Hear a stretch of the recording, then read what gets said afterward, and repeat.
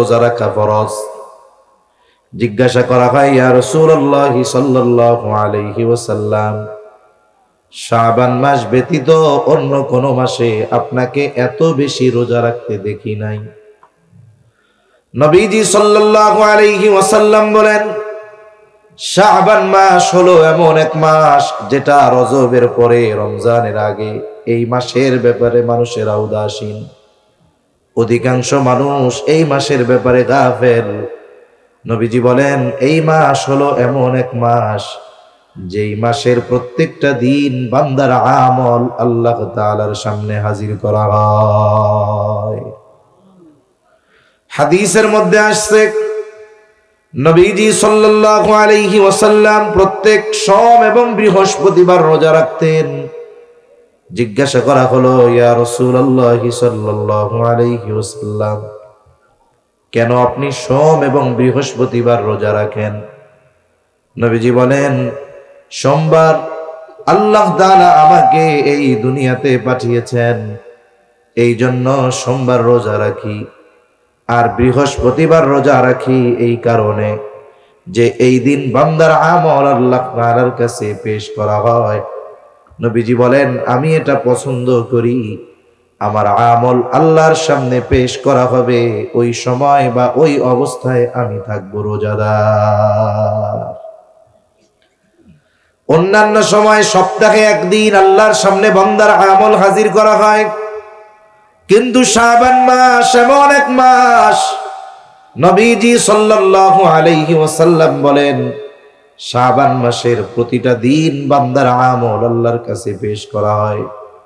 এজন্য নবীজি বলেন, যেহেতু প্রত্যেক দিন আল্লাহর কাছে বান্দার আমল পেশ করা হয়, আমি এটা পছন্দ করি, আমি এটা ভালোবাসি যে আমার আমল আল্লাহ তাআলার সামনে পেশ করা হবে, আর ওই অবস্থায় আমি থাকবো রোজাদার। এজন্য আমরা শাবান মাস এখনো তো বাকি আছে, রোজা রাখার চেষ্টা করবো তো ইনশাআল্লাহ। দেখেন না, দুনিয়ায় মানুষ কোনো গুনার কাজ করার আগেও গুনার কাজটা যেন ভালো মতো করতে পারে, এই জন্য আগের থেকে প্রস্তুতি নেয়। একজন মনে করেন কেরাত প্রতিযোগিতা দিবে, ইসলামী সঙ্গীত প্রতিযোগিতা দিবে, সঙ্গীত গাইবে একটা, কেরাত পড়বে 10 মিনিট, কিন্তু ওই একটা সঙ্গীত যেন মানুষের সামনে ভালোভাবে গাইতে পারে, এজন্য প্রস্তুতি নেয় শত শত ঘন্টা, ঠিক না? যার যত প্রস্তুতি বেশি বলে সে তত ভালোভাবে এটা মানুষের সামনে উপস্থাপন করতে পারে। আমরাও যদি ওই রকম রোজা আসার আগে নিজেদেরকে প্রস্তুত করে নেই, তাহলে রোজার মাসে যথাযথভাবে ইবাদত করা আমাদের জন্য ইনশাআল্লাহ সহজ হয়ে যাবে। আমি আপনাদের খেদমতে পবিত্র কোরআনুল কারীমের একটা আয়াত ও রাসূল আকরাম সাল্লাল্লাহু আলাইহি ওয়াসাল্লামের অগণিত হাদিস থেকে একটা হাদিস পাঠ করেছি। মূলত যেহেতু রমজান মাস নিকটে, শাবান মাস চলতেছে, এই বিষয়গুলো সামনে রেখেই এই অল্প কয়েকটা কথা শুরুতে এমনি বললাম। মূল যেই আয়াতটা আপনাদের খেদমতে পেশ করেছি, ওই আয়াতের মধ্যে আল্লাহ সুবহানাহু ওয়া তাআলা ইমানদার নারী অথবা পুরুষ যদি আমলে সালেহ করে, সৎ কর্ম করে, ইমানদার নারী আর পুরুষকে আল্লাহ তাআলা তার ইবাদতের বিনিময়ে 2 ধরনের প্রতিদান দেওয়ার ঘোষণা দিয়েছেন। 1 নম্বর শর্ত তো ঈমান, 2 নম্বর আমলে সালেহ। আল্লাহ তাআলা বলেন, মান আমিলা সালিহাম মিন যাকারিন আও উনসা ওয়া হুয়া মুমিন, যে নারী অথবা পুরুষ আমলে সালেহ করে আর সে মুমিন। তার মানে মুমিন নারী অথবা পুরুষ যদি আমলে সালেহ করে, সৎ কর্ম করে, আল্লাহ তাআলা তাদেরকে 2 ধরনের পুরস্কার দেওয়ার ঘোষণা দিয়েছেন। এখানে আল্লাহ তাআলা ইবাদতের বিনিময়ের ক্ষেত্রে কোনো তারতম্য করেন নাই। নারী কম পাবে বেশি পাবে এমনটা বলেন নাই, পুরুষ বেশি পাবে কম পাবে এমনটা বলেন নাই। ইবাদতের বিনিময়ের ক্ষেত্রে আল্লাহ তাআলা উভয়ের সমান অধিকার সুনিশ্চিত করেছেন। বাস্তবিক দৃষ্টিকোণ থেকে যদি এটা খেয়াল করা হয়, বলে মৌলিকভাবেও নারী আর পুরুষের মধ্যে কোনো তারতম্য নাই। এখন বলতে পারেন হুজুর, নারী আর পুরুষের মধ্যে তারতম্য নাই, এটা কেমনে বলেন? তারতম্য যেটা সেটা গঠন ভাবে, কিন্তু মৌলিক ভাবে কোনো তারতম্য নাই। কেন? আমার আপনার এই দেহের মূল্য কতক্ষণ? বলে দেহের সাথে রূহের সমন্বয় আছে যতক্ষণ। তাহলে আমার আপনার দেহের মূল্য হলো রূহের কারণে। এই জন্য এই দেহ দেখতে যত সুন্দর হোক, চামড়া যত সুন্দর হোক, যদি রূহ না থাকে, বলেন তো এই দেহের কোনো দাম আছে নাকি? তাহলে মানুষের মৌলিক জিনিসটা হলো রূহ। আর আল্লাহ রাব্বুল আলামিন রূহের পরিচয় কোরআনুল কারীমের মধ্যে প্রদান করতে গিয়া কোনো তারতম্য করেন নাই। নারীর রূহের ব্যাপারেও যেই পরিচয়, পুরুষের রূহের ব্যাপারেও সেই পরিচয়। আল্লাহ তাআলা নারী আর পুরুষ সৃষ্টি করেছেন দুইজনের মাধ্যমে, তবে রূহ আল্লাহ তাআলা সৃষ্টি করেছেন একজন থেকে। কোরআনুল কারীমের মধ্যে আল্লাহ তাআলা বলেন, ইয়া আইয়ুহান নাসুত্তাকু রাব্বাকুমুল্লাযী খালাকাকুম মিন নাফসিন ওয়াহিদা ওয়া খালাকা মিনহা যাওজাহা وبث منهما رجالا كثيرا ونساء। আল্লাহ তাআলা বলেন, হে মানব সম্প্রদায়, ইত্তাকু রাব্বাকুম, তোমরা তোমাদের রবকে ভয় করো। কোন রব? বলে আল্লাযী খালাকাকুম মিন নাফসিন ওয়াহিদা, যিনি তোমাদেরকে একটি প্রাণ থেকে সৃষ্টি করেছেন। আর আল্লাহ তাআলা যখন সমগ্র মানব জাতিকে উদ্দেশ্য করে বলতেছেন কথা, তখন এইখানে মুসলিম নাই, অমুসলিম নাই, নারী নাই, পুরুষ নাই, সবাইকেই উদ্দেশ্য করে আল্লাহ তাআলা বলতেছে, তোমরা তোমাদের রবকে ভয় করো, যিনি তোমাদেরকে একটি প্রাণ থেকে সৃষ্টি করেছে। হাদিসের মধ্যে আসছে, নবীজি সাল্লাল্লাহু আলাইহি ওয়াসাল্লাম বলেন, আল্লাহ তাআলা আদম আলাইহিস সালামের পৃষ্ঠদেশ তথা পিঠ থেকে কিয়ামত পর্যন্ত যত মানুষ আসবে, যত মানুষ দুনিয়ায় আছে, যত মানুষ দুনিয়া থেকে চলে গেছে, হোক নারী অথবা পুরুষ, আল্লাহ তাআলা সকলের রূহ আদম আলাইহিস সালামের পৃষ্ঠদেশ তথা পিঠ থেকে আল্লাহ তাআলা সৃষ্টি করেছে। তাহলে সব রূহ সৃষ্টি হয়েছে কয়জন থেকে? ঘুম আসতেছে আপনাদের? কয়জন থেকে? একজন থেকে। এরপরে আল্লাহ তাআলা রূহের পরিচয় দিয়েছেন আর এক জায়গায়। মক্কার কাফেররা যখন আহলে কিতাব আলেমদের থেকে প্রশ্ন শিখে আসছে নবীজিকে করার ব্যাপারে, তারা শিখায় দিছে, তোমাদের মধ্যে যেই ব্যক্তি নিজের নবী দাবি করে, তাকে গিয়ে এই তিনটা প্রশ্ন করবা। যদি জবাব দিতে পারে তাহলে বোঝা যাবে সে নবী। এই তিন প্রশ্নের মধ্যে একটি প্রশ্ন ছিল, ওয়ায়াসআলুনাকা আনির রূহ। তারা প্রশ্ন করেছে, লম্বা ঘটনা আছে, ওই দিকে যাওয়া যাবে না। আল্লাহ তাআলা একটা সময় জবাব পাঠায় দিয়েছে। আল্লাহ রাব্বুল আলামিন বলেন, ওয়ায়াসআলুনাকা আনির রূহ, তারা আপনাকে জিজ্ঞাসা করে, আপনার কাছে জানতে চায় রূহ কি জিনিস, আপনি জবাব দিয়ে দেন, কুলির রূহু মিন আমরি রাব্বি, রূহ হলো আমার রবের প্রত্যাদেশ, আমার রবের আদেশ। বলেন তো, আমাদের সমাজে যত নারী আছে তাদের মধ্যে রূহ আছে না নাই? বেটাগো মধ্যে রূহ আছে না নাই?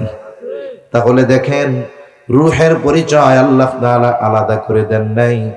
হোক নারীর রূহ, হোক পুরুষের রূহ, আল্লাহ তাআলার পক্ষ থেকে জবাব আপনি বলে দেন, কুলির রূহু মিন আমরি রাব্বি, রূহ হলো আমার রবের আদেশ, আমার রবের প্রত্যাদেশ।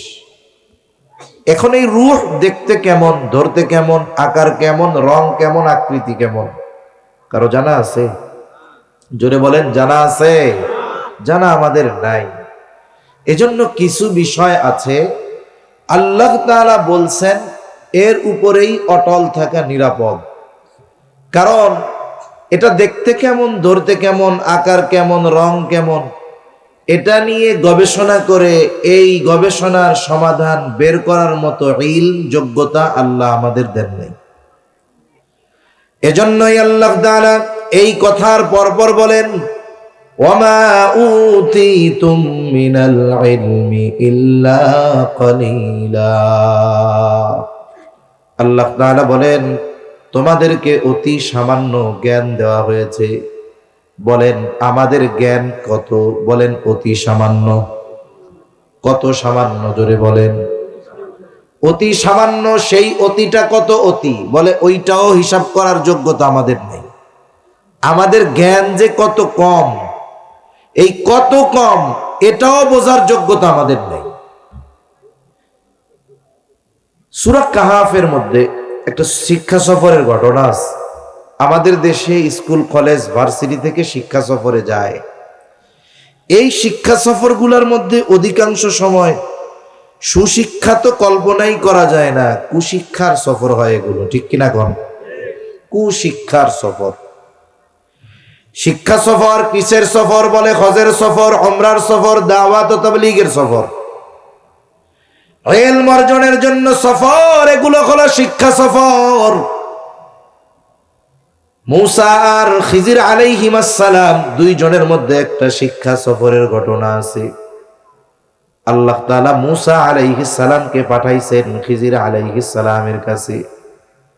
কেন পাঠাইছেন? খিজির আলাইহিস সালামকে আল্লাহ জানায় দিয়েছে যে আমার নবী মূসা আলাইহিস সালামকে এই জন্য আমি আপনার কাছে পাঠিয়েছি। এখন দুইজনে এক সময় সফর শুরু করলেন। লম্বা কথা আছে, মূল কথার যেটা আমি বলতে চাই সেটাই কইতেছি। দুইজনে সফর শুরু করলেন। প্রথম নৌকার মধ্যে উঠলেন, উভয়ে সমুদ্র পাড়ি দিয়ে অপর পাড়ে যাবে। যখন নৌকা চলতেছে দরিয়ার মাঝে, একটা দৃশ্য দুইজনেরই চোখে পড়ল। সমুদ্র পথে বা নদী পথে লম্বা সফর যারা করেছেন তারা দেখে থাকবেন, অনেক সময় সমুদ্রের মধ্যে বা নদীর মধ্যে পাখি উড়ন্ত অবস্থায় তার ঠোঁট সমুদ্রের সাথে, নদীর সাথে লাগায়া পানি পান করে। দেখছেন নি? যারা সফর করছেন এরা দেখে থাকবেন, উড়ন্ত অবস্থায় সমুদ্র থেকে বা নদী থেকে পানি পান করে। এইরকম একটা দৃশ্য দুইজনের চোখেই ধরা পড়ল।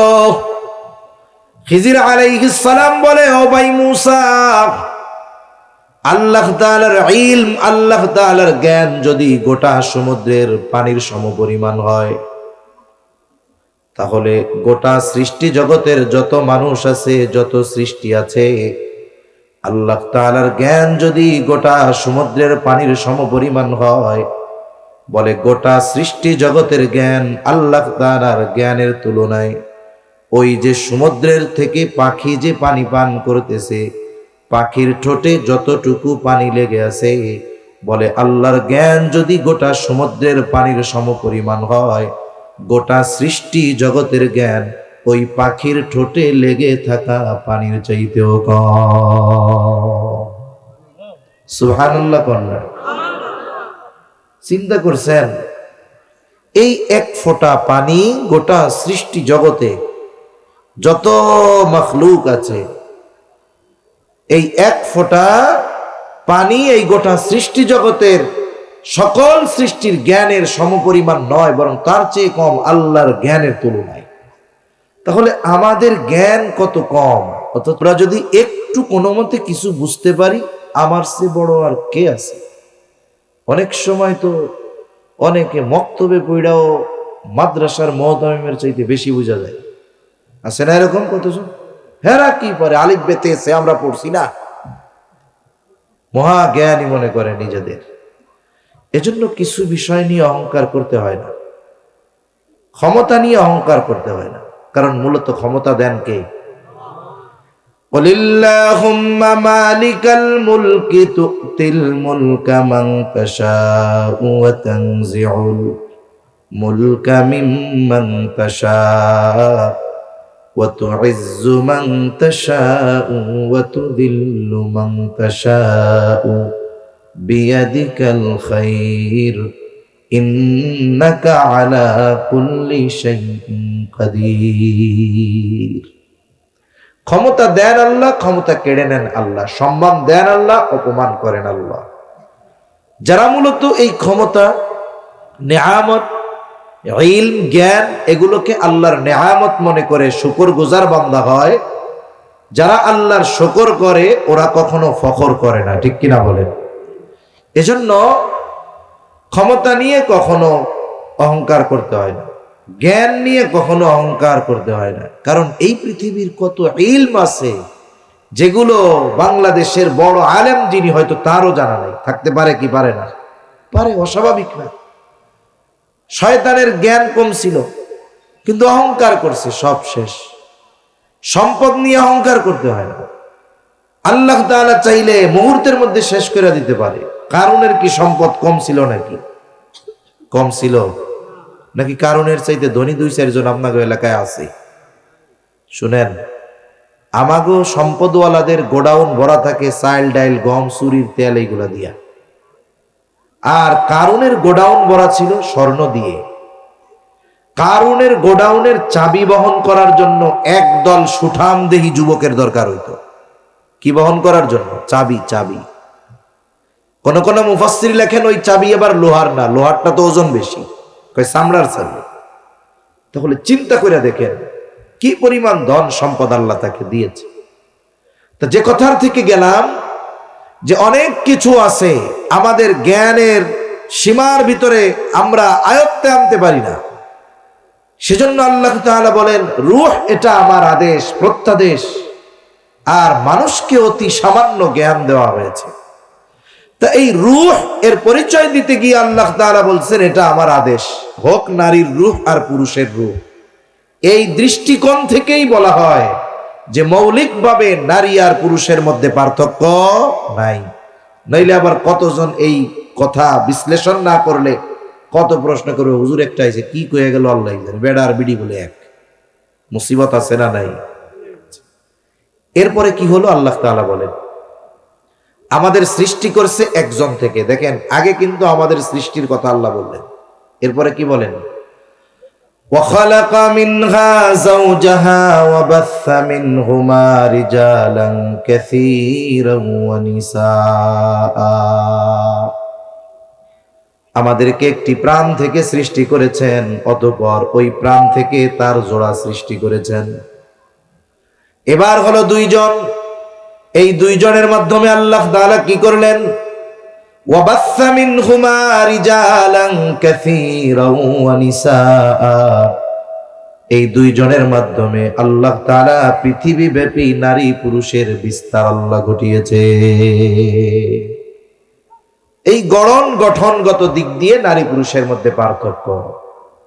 নারীর মধ্যে কিছু বিষয় আছে যেগুলো পুরুষের মধ্যে নাই, পুরুষের মধ্যে কিছু বিষয় আছে যেগুলো নারীর মধ্যে নাই।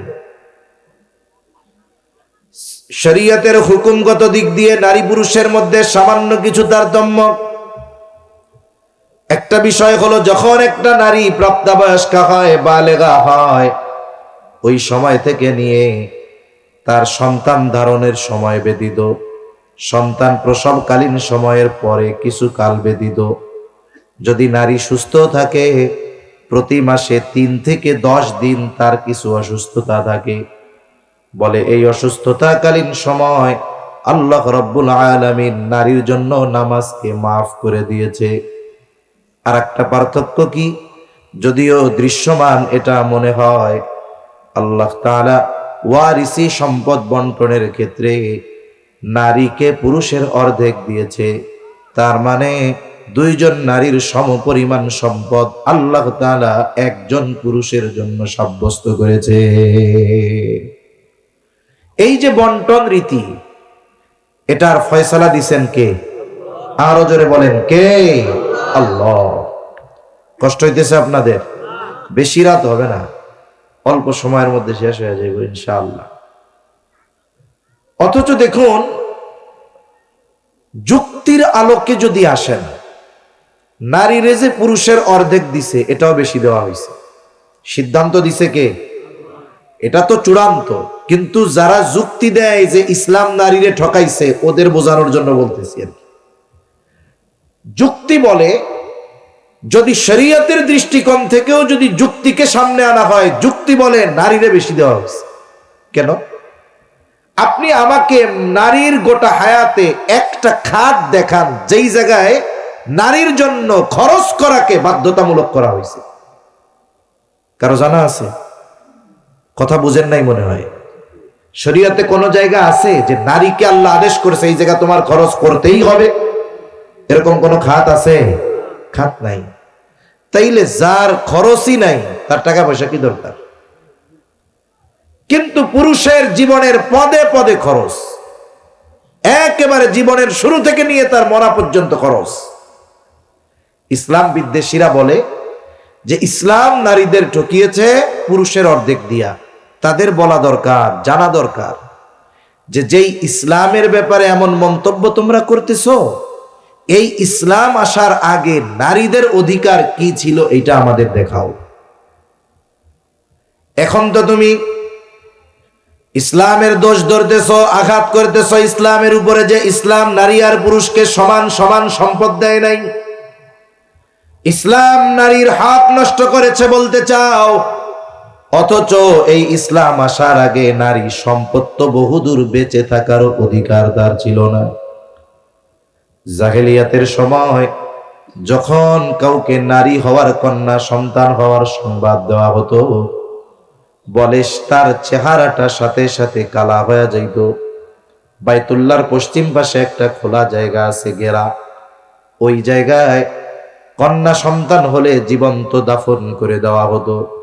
আল্লাহ তাআলা বলেন, ওয়া ইযা বুশিরা আহাদুহুম বিল উনসা যাল্লা ওয়াজহুহু মুসওয়াদ্দান ওয়া হুয়া কাযীব। চেহারাটা কালা হয়ে যাইতো কন্যা সন্তানের সুসংবাদ দেওয়ার পরে। একটা জিনিস দেখেন, আল্লাহ তাআলা কন্যা সংবাদ হওয়ার কথা উল্লেখ করতে গিয়া সুসংবাদ বলেছেন। ওয়া ইযা বুশিরা আহাদুহুম বিল উনসা, যখন তাদের কাউরে কন্যা সন্তানের সুসংবাদ দেওয়া হইতো, এখন তাদের কি হইতো?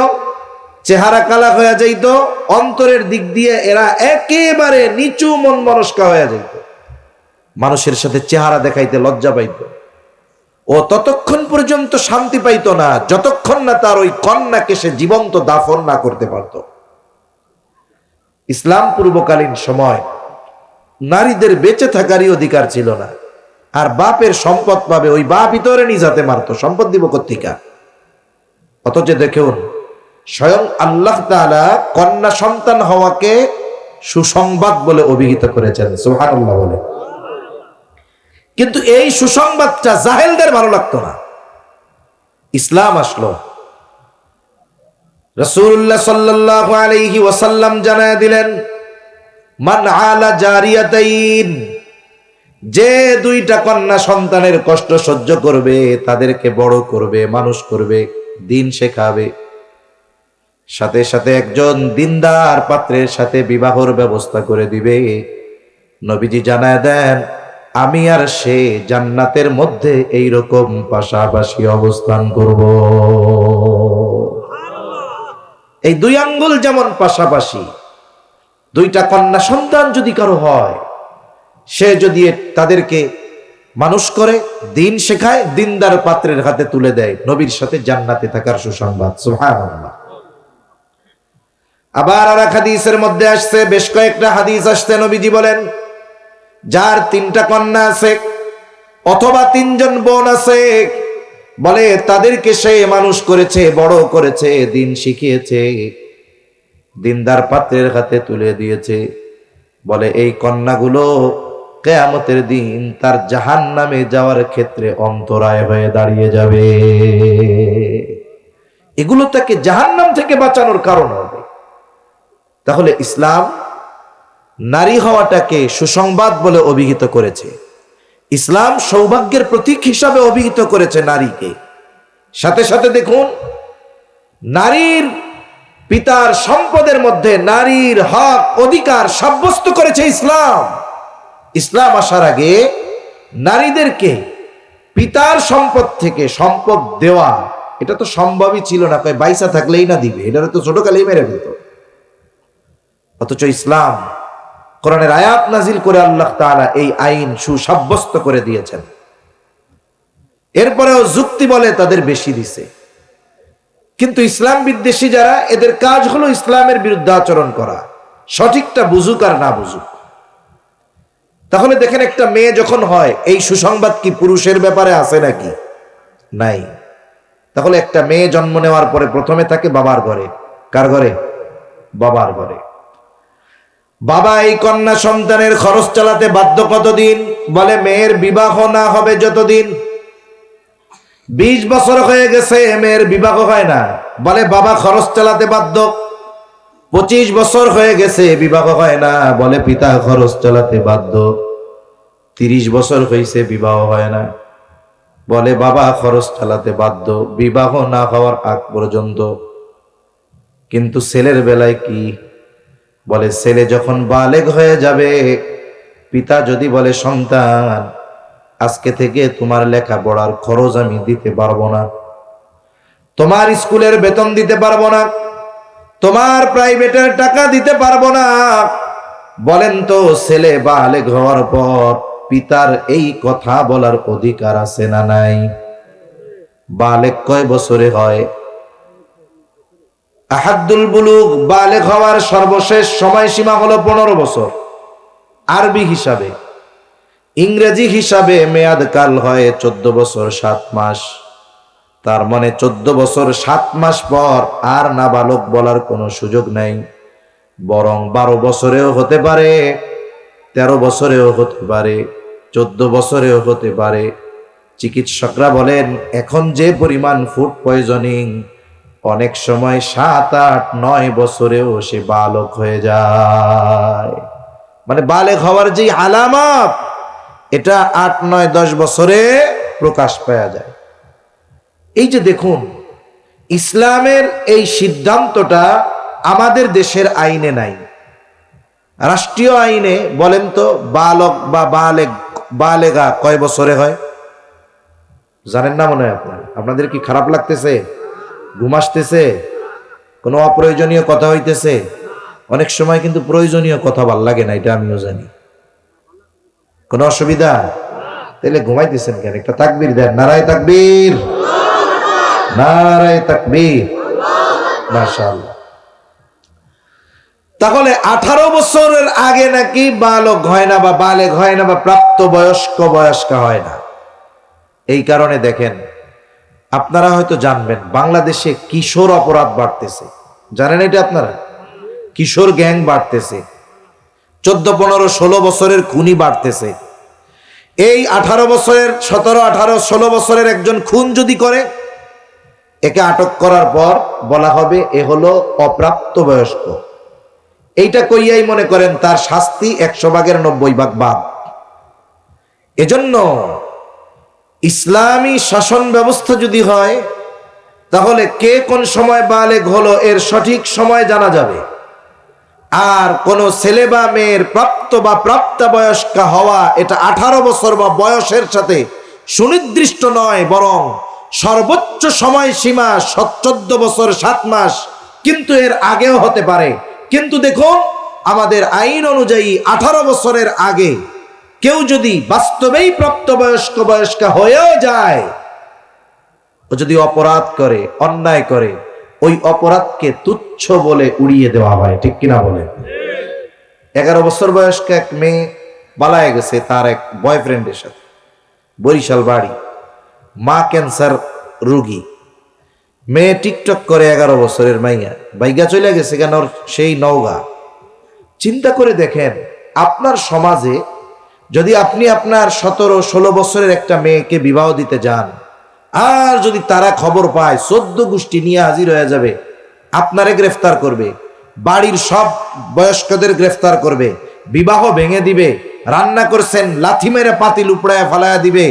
কিন্তু আপনার মেয়ে, সে যদি 11 বছরে 12 বছরে গোনা করে, জেনায় লিপ্ত হয়, এ দায় রাষ্ট্র বহন করে না। ঠিক কিনা বলে?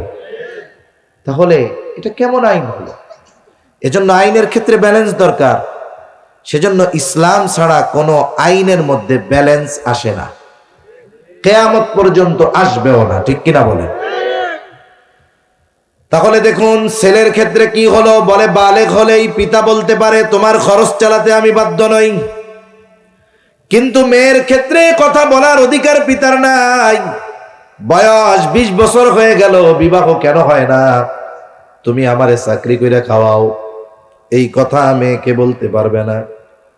তাহলে পিতা মেয়ের খরচ চালাতে বাধ্য কতদিন? বলে মেয়ের বিবাহ না হবে যতদিন।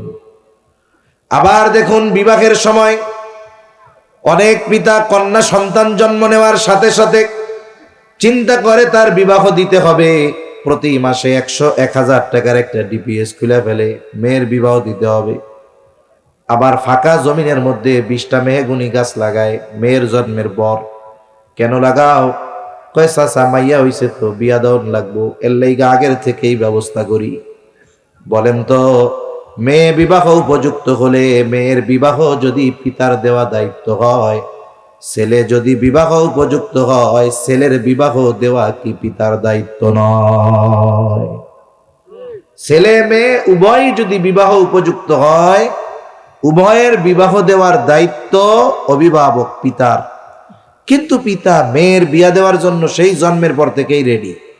আর পোলা যদি প্রাপ্তবয়স্ক হয়, ওরে আগে কয় নিজের পায়ে খাড়া, এবার কোনো মতে চাকরি বাকরি বা ব্যবসা বাণিজ্য ধরছে, এখন কয় দেন তাহলে বিয়া দিয়া দেন। কয় তোমারে 25 বছর খাওয়াইলাম, আমাকে 5 বছর না খাওয়াই এই পরের মাইয়ারে খাওয়ানো দরবার, আগে 5 বছর ইনকাম করে খাওয়াও, এরপরে বিয়া করবে। মনে রাখবেন, কোন সন্তান বিবাহ উপযুক্ত হওয়ার পরে তাকে বিবাহ না দেওয়ার কারণে যদি সে কোনো অন্যায় করে, অপরাধ করে, ওই পিতা যদি আল্লাহর ওলিও হয়, ওই ছেলে কক্সবাজার গোনা করবে, বাপ মসজিদে সেজদায় আছে, ওই অবস্থায় আমলনামায় গোনা যোগ হবে। এজন্য ছেলে যখন হবে ওইরকম 10টা গাছ লাগাবেন, যে ছেলের তো বিবাহ দিতে হইব, ডিপিএস করবেন। জায়েজ না জায়েজের কথা আমি বলতেছি না, মূলত সম্পদ জমান, এটা মূল কথা আর কি। এরপরে ছেলে যখন বিবাহ উপযুক্ত হবে, গাছ 10টা 10 লাখ বিক্রি করে বলবেন তুমি বিবাহ উপযুক্ত, তোমার বিয়া দেওয়া আমার উপরে দায়িত্ব ছিল, এই যে 10 লাখ, বিয়া করো, কর্ম করো, ব্যবসা বাণিজ্য করো, তোমার অপরাধের ভাগ আমি নিতে পারবো না, শেষ। এ কথা বলার মতো বাপ এ সমাজে না, এ দেশে কম আছে, ঠিক কিনা কম? তাহলে মেয়ে বিবাহের সময় সব খরচ তার বাপ দেয়, এই জায়গাও ছেলেটারে ঠকায়। এরপরে যখন মেয়ে স্বামীর ঘরে যাবে, বলে স্বামী তার সব খরচ চালাতে বাধ্য। শুধু তাই না, বলে মোটা অঙ্কের মোহরানাও ওই মেয়েটাকে দেওয়া লাগে, সাথে সাথে সব খরচ বহন করার দায়িত্ব নেওয়া লাগে। তার মানে বাবার ঘরে থেকে যখন স্বামীর ঘরে আসলো, সব খরচ চালানোর দায়িত্ব স্বামীর।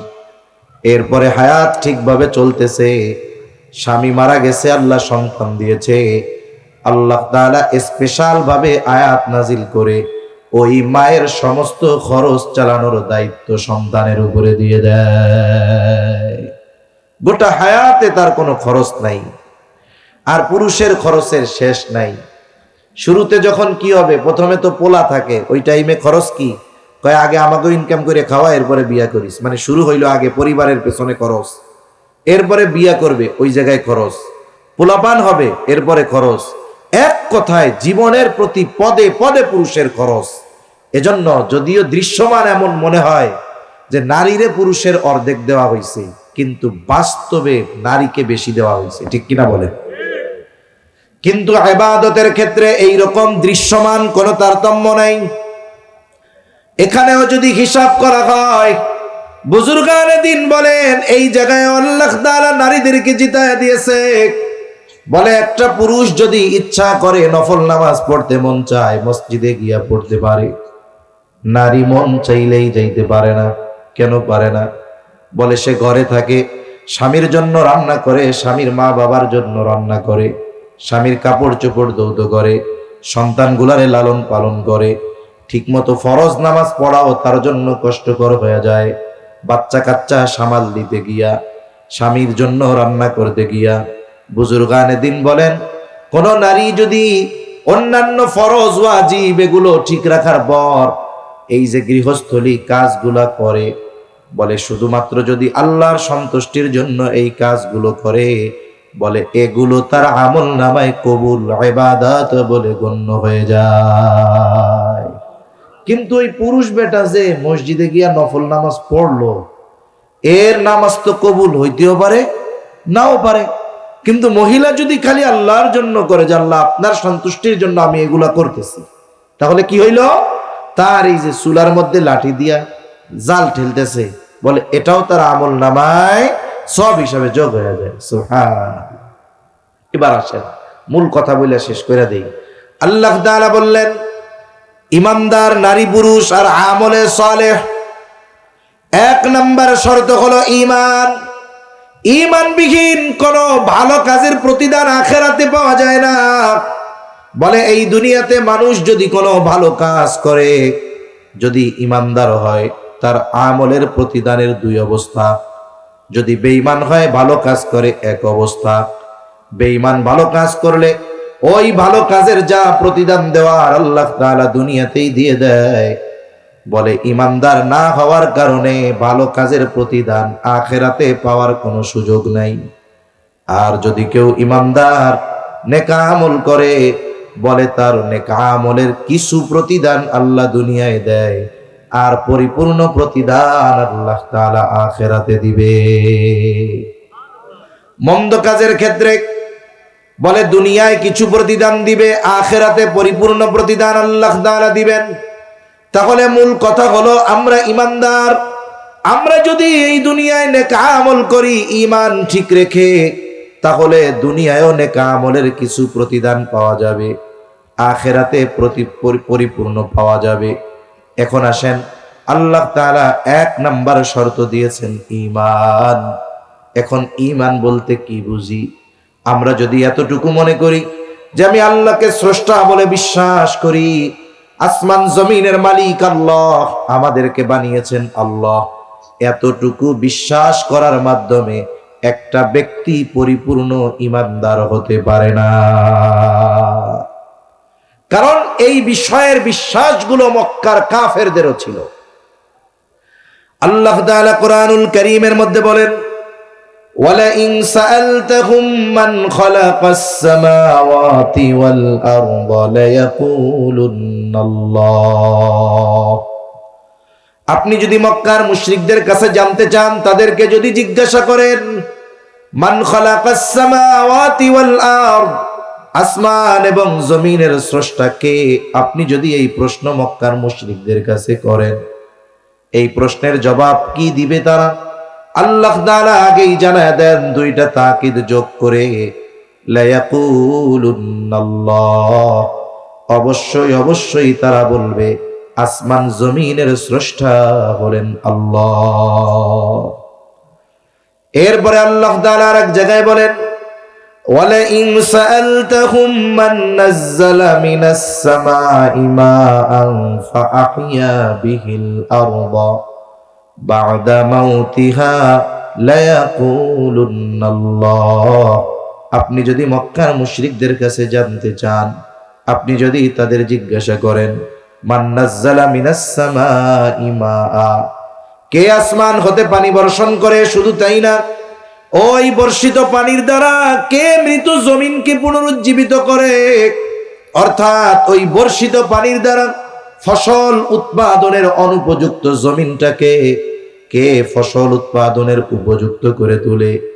আপনি যদি তাদের কাছে এই প্রশ্ন করেন, তারা তাদের দেবদেবীদের কথা বলবে না, জবাবে কি বলবে?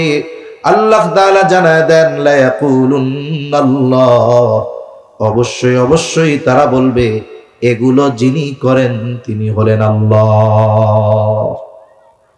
আল্লাহ তাআলা এক জায়গায় বলেন, ওয়ালাইন সাআলতাহুম মান খালাকাহুম লায়াকুলুন্নাল্লাহ, আপনি যদি তাদেরকে জিজ্ঞাসা করেন মান খালাকাহুম, তাদেরকে কে সৃষ্টি করেছে, তারা নাস্তিকদের মতো বলবে না এমনিই হয়ে গেছে, আমাদের দেবদেবী আমাদের বানাইছে।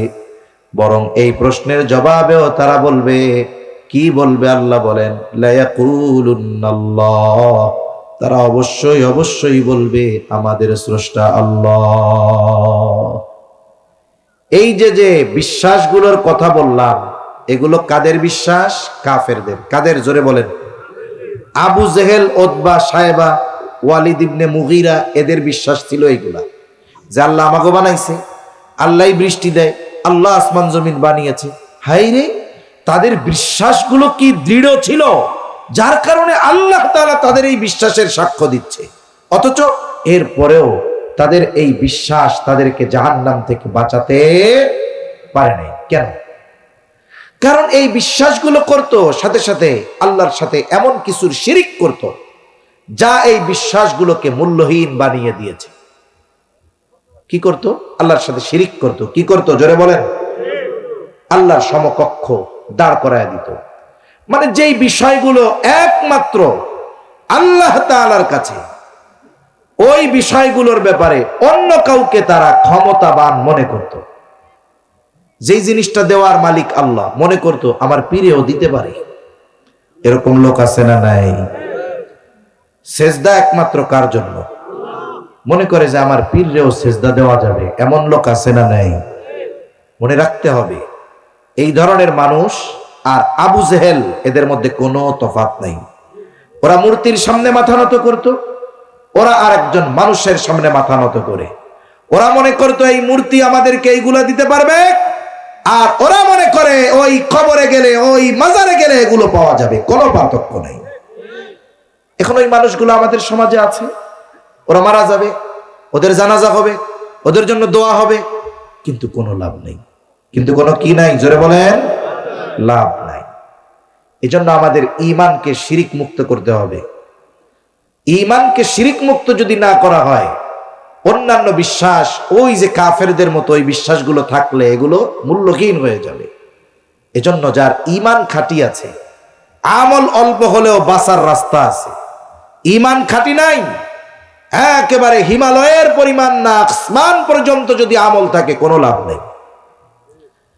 তাফসীরের মধ্যে আসছে শিরিক না করা কত বড় গুরুত্বপূর্ণ বিষয়।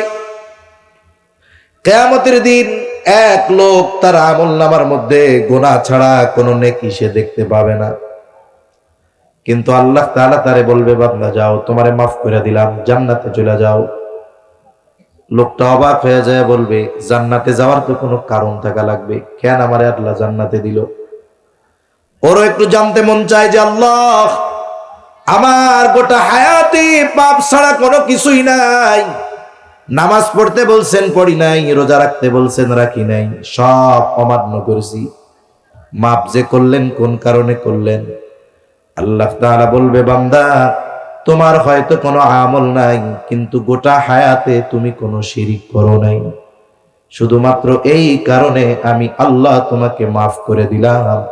আর আল্লাহ তাআলাও জানায় দেন, ইন্নাল্লাহা লা ইয়াগফিরু আন ইউশরাকা বিহি ওয়া ইয়াগফিরু মা দুনা যালিকা লিমান ইয়াশা।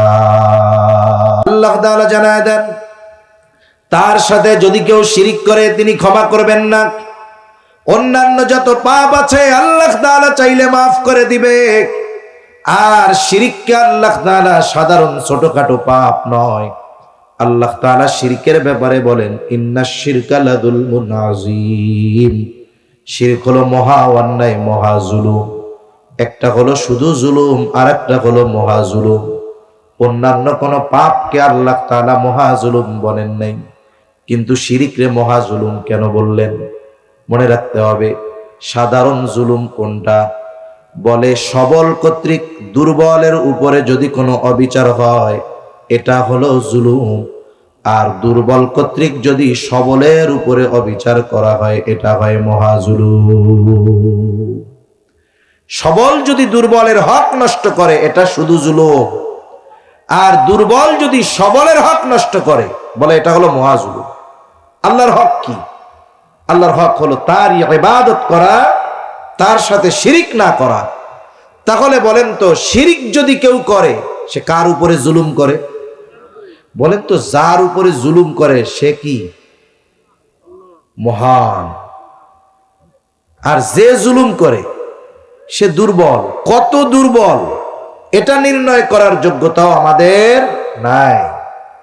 তাহলে একটা মানুষ দুর্বল হয়ে শিরিকের মাধ্যমে জুলুম করে আল্লাহর উপরে, এজন্য শিরিক হলো মহা জুলুম। আল্লাহ আমাদের এই মহা জুলুম থেকে বেঁচে থাকার তৌফিক দান করেন। তাহলে 1 নাম্বার ঈমান, বলে এটা হলো শিরিক মুক্ত ঈমান। 2 নাম্বার আমলে সালেহ, সৎ কর্ম। সব কর্মকে সৎ কর্ম বলা যায় না। নামাজ সবাই পড়ে, রোজা সবাই রাখে, দান সাদকা সবাই করতে পারে, কিন্তু সবার নামাজ, সবার রোজা, সবার দান সাদকা এটা সৎ কর্ম বলে অভিহিত হয় না, বিবেচিত হয় না। বুজুর্গানে দিন বলেন, কয়েকটি শর্তের আলোকে ঈমান তো ঠিক থাকতেই হবে, এছাড়া কয়েকটি শর্তের আলোকে যখন কোনো ব্যক্তি নেক আমল করে, বলে ওই নেক আমল বাস্তবিক করতে তার জন্য আখিরাতে নাজাতের কারণ হয়ে যায়। 1 নাম্বার শর্ত, যে কোনো আমল একমাত্র আল্লাহর সন্তুষ্টির জন্য করতে হবে। কার জন্য? জোরে বলেন। এই কথাগুলো মনে রাখবো, আলোচনা 5-7 মিনিটের মধ্যে শেষ ইনশাআল্লাহ। 1 নাম্বার, যে কোনো আমল একমাত্র কার সন্তুষ্টির জন্য করব? জোরে বলেন তো। একেবারে ছোট আমলটা, একেবারে বড় আমলটা সব আল্লাহর জন্য করব। 2 নাম্বার, যে কোনো আমল নবীজির তরিকায় করব, তার মানে সুন্নাত পদ্ধতিতে করব। সুন্নাত হলো এমন এক জিনিস, এই সুন্নাত যেই আমলের সাথে সোয়া লাইগা যায় ওটা ইবাদত হয়ে যায়। সুবহানাল্লাহ। মনে করেন ইসলাম হলো পরিপূর্ণ এক জীবন ব্যবস্থা।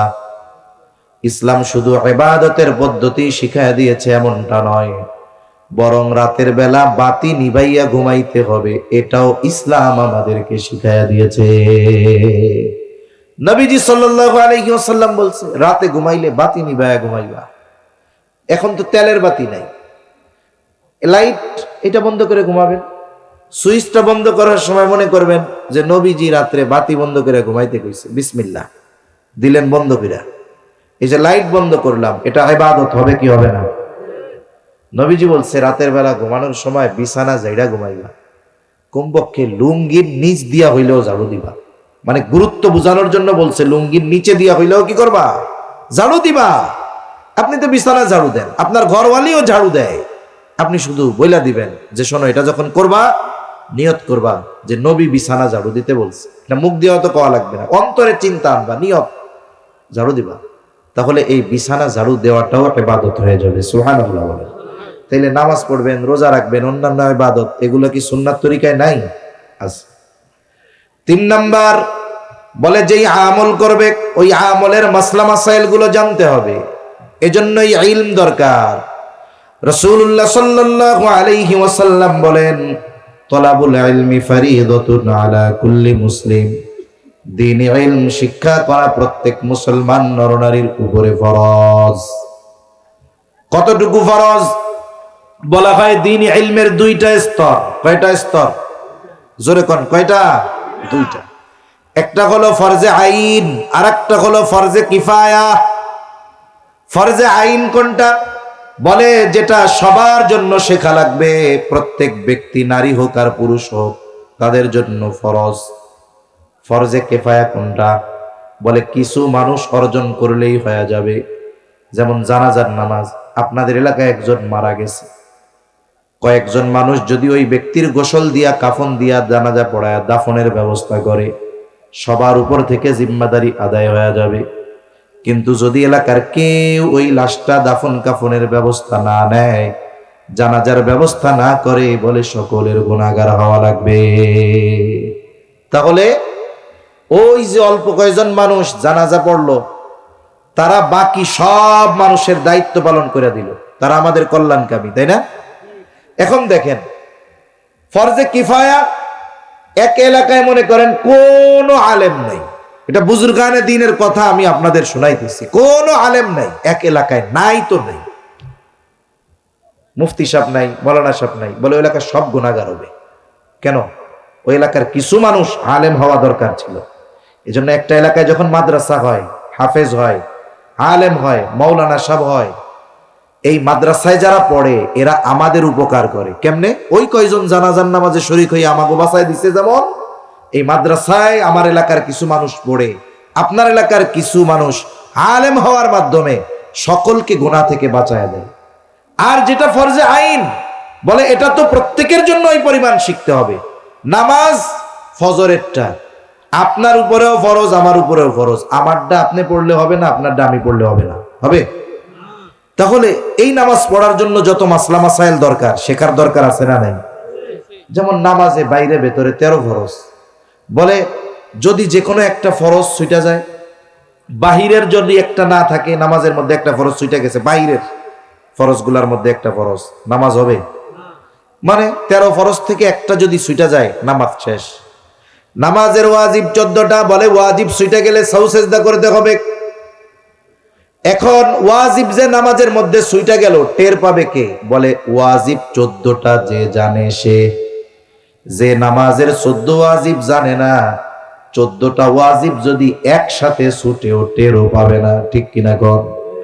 তাহলে 14 ওয়াজিব থেকে যদি একটা ছুটা যায়, সাউ সেজদা দিতে হবে, নাইলে নামাজ হবে না।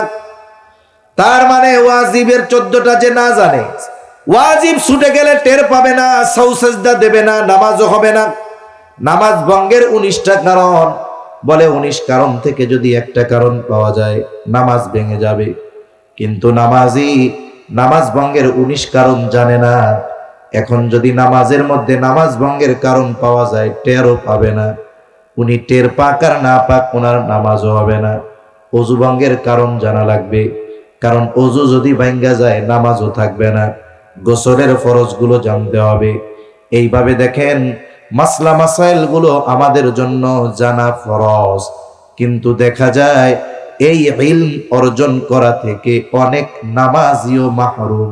এখন পর্যন্ত যতটুকু দিন শেখা ফরজ, ততটুকু শিখতে পারে নাই। আছে না নাই কোন? এখন দেখেন, আপনি আমি যদি না শিখি, গুনাহগার হইতে থাকবো। কেমনে শিখমু? বুড়া হয়ে গেছি, শিখমু কেমনে? বলে পোলাপান গুলারে মাদ্রাসায় দেন আগে। আপনার যেমন শেখা ফরজ, অধীনস্থদেরকে শেখানো ফরজ। আরে আপনি যদি নিজে না পারেন, আপনি কি আপনার পোলাপানকে শেখাইতে পারবেন? ওই দায়িত্বটা নিছে এই মাদ্রাসাওয়ালারা। তারা যে আমাদের কত কল্যাণকামী, এই এক একটা ছোট ছোট বড় বড় মাদ্রাসাগুলো যদি আমরা অনুধাবন করতে পারতাম, আজীবন জীবনের সর্বোচ্চ সহযোগিতাই দ্বীনি প্রতিষ্ঠানগুলোর জন্য আমরা করতাম। কিন্তু আমাদের তো বুঝার ওই গভীরতা নাই। এরা আমাদের দায়িত্ব পালন করে, আমাদের বাচ্চাদের ফরজ পরিমাণ ইলম এরা শেখায়া দেয়। আমি শিখতে পারি নাই, কেমনে যাব? সময় বেশি থাকলে ওলামা একরামের তত্ত্বাবধানে 3 চিল্লা লাগাই দিবেন। সময় কম, কাজ করতে হয় দিনের বেলা। আপনি যদি মাদ্রাসার মুহতামিম সাহেবকে আইসা বলেন, অথবা মুতাওয়াল্লি যেই স্যার আছে ওনারে আইসা কন, অথবা মুহতামিম সাহেবকে আইসা বলেন যে হুজুর কাজ তো সারা, ওই পরিমাণে ইলম তো আমাদের জানা নাই। আমরা কর্মব্যস্ত মানুষ, বাসায় ফিরি এশার নামাজের সময়, এশার নামাজ পড়ার পরে আমাদের আধা ঘন্টা আপনাদের মাদ্রাসায় অথবা মসজিদে জরুরাতে দিন শেখার একটা ব্যবস্থা করে দেন। মুহতামিম সাহেব হয়তো বলবে যে না না, আমরা খুব ব্যস্ত, পারুম না, এরকম বলবে? তারা বলবে না, কিন্তু আমরা শিখতে রাজি নেই। কারণ কি? আমরা তো খুব পডর পডর করি। এখন হুজুরের সামনে পডর পডর করি, হুজুর যদি জানে আমি দোয়ায় কুনুত পারি না, আমার ইজ্জত থাকবো নি? এই জন্য আমি আমার দোয়ায় কুনুতটা হুজুরের সামনে শিখতে চাই না, কারণ হুজুর যদি জানে আমি পারি না, ইজ্জত থাকবে না। আমার সূরা ফাতিহা শুদ্ধ না, এটা যদি হুজুর জানে, আমার মান সম্মান থাকবে? অথচ দেখেন, নামাজ ভঙ্গের 1 নাম্বার কারণ কেরাতে অশুদ্ধ পড়া। এখন আপনার আমার সূরা অশুদ্ধ, আমি লজ্জায় হুজুরের শুনাই না, ভুলটারে ঠিকও করি না। এখন লজ্জা যতই করি, আমার তো নামাজ হইতেছে না। এখন বলেন, নামাজ যদি না হয় এই কারণে আখেরাতে পিটানি খাওয়া লাগবে কি লাগবে না? এখন বলেন তো, আখেরাতে পিটানি খাওয়া ভালো না লজ্জা শরম বাদ দিয়া সূরাটারে শুদ্ধ করা ভালো? এই কামটা করেন, কিন্তু আমরা এই ব্যাপারগুলোতে উদাসীন। তাহলে ইবাদত কবুলের 3 নম্বর শর্ত ইলম অর্জন করা। 4 নম্বর বলে খাবার এবং উপার্জন উভয়টা হালাল করা। উপার্জনের উৎস হালাল হতে হবে, সাথে সাথে হালাল টাকা দিয়ে খাবার যেটা কিনবে সেটাও হালাল হতে হবে। কারণ যাদের খাবার হালাল নয়, উপার্জন হালাল নয়, হারাম, এই হারামখোর যারা, হারাম খায় যারা, উপার্জন করে যারা, এদের ইবাদত কবুল হয় না, এদের দোয়া কবুল হয় না। নবীজি বলেন লা ইয়াদখুলুল জান্নাতা জাসাদুন গুদিয়া বিল হারাম, হারাম বক্ষণকারীর শরীর জান্নাতেও প্রবেশ করবে না। এই চার শর্ত ঠিক রেখে, ঈমান ঠিক রেখে, নারী হোক আর পুরুষ হোক, যদি আমল করে, বলেন কয় ধরনের পুরস্কার? জোরে বলেন না কয় ধরনের? আরো জোরে বলেন কয় ধরনের? দুই ধরনের। প্রথম ধরনেরটা দুনিয়ায়, পরেরটা আখেরাতে। দুনিয়ায় আল্লাহ কি দিবে? আল্লাহ বলেন ফালানুহইয়ান্নাহু হায়াতান তাইয়্যিবা, আল্লাহ তাআলা তাকে হায়াতে তাইয়্যিবা দান করবে। মুফাসসিরিনে কেরাম হায়াতে তাইয়্যিবার ব্যাখ্যায় বলেন পবিত্র শান্তিময় পবিত্র জীবন, অমুখাপেক্ষী জীবন, ইবাদতের মজা, স্বল্পে তুষ্টতা, আল্লাহ তাআলা এই ধরনের বিষয়গুলো দান করবে। তার মানে আল্লাহ তাআলা তাকে মানুষ থেকে অমুখাপেক্ষী রাখবে। তার মানে তার যতটুকু প্রয়োজন ততটুকুর ব্যবস্থা আল্লাহ করবে। আবার যতটুকু আল্লাহ দিবে ততটুকুতে তাকে সন্তুষ্ট থাকার ব্যবস্থা আল্লাহ করে দিবে। আবার আল্লাহ তাআলা হয়তো অনেক জৌলুস দিবে না, ইটের বাড়ি দিবে না, এসি দিবে না, কিন্তু আল্লাহ তারে শান্তি দিবে। আর কি দিবে? বলে ইবাদতে মজা দান করবে। বুজুর্গানে দিন বলেন ইবাদতের প্রকৃত মজা যদি দুনিয়ার বাদশারা অনুধাবন করতে পারত, ইবাদতের মজা কেড়ে নেওয়ার জন্য তারা যুদ্ধ লাগায়া দিত। ইবাদতের মজা কার? বলে শীতের সময় ফজরের নামাজে বুড়া মানুষ ঠান্ডা পানি দিয়ে ওযু করে এসে নামাজ পড়ে, ওনারে জিজ্ঞাসা করবেন কি মজা। যদি মজা না থাকতো ওই ব্যক্তি এই শীতের সময় থরথর করে কাইপা ঠান্ডা পানি দিয়ে ওযু করে মসজিদে আসতো না, কারণ মজা আছে এই জন্য আসে। আখেরাতে কি দিবে? বলে দুনিয়ায় যে আমল আমরা করি, গোটা হায়াত যদি আমল কইরা কাটাইতাম গুনাহমুক্ত, বলে দুনিয়ার যে নেয়ামত ভোগ করি এইটার মূল্য পরিশোধ করা হইত না।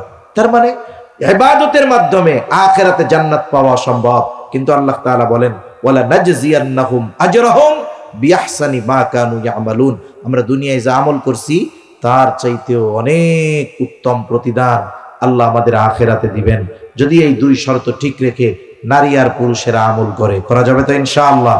যেহেতু আমলের মৌসুম, রমজান মাস আসতেছে, আর আমরা এখন থেকেই প্রস্তুতি নিব।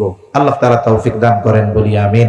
এখন আমার কথা শেষ, সর্বশেষ এই যে মসজিদের জন্য হযরত চাইছে, আমি তো আর চাবো না। এমনি দোয়ার আগে অনেকে স্বতঃস্ফূর্তভাবে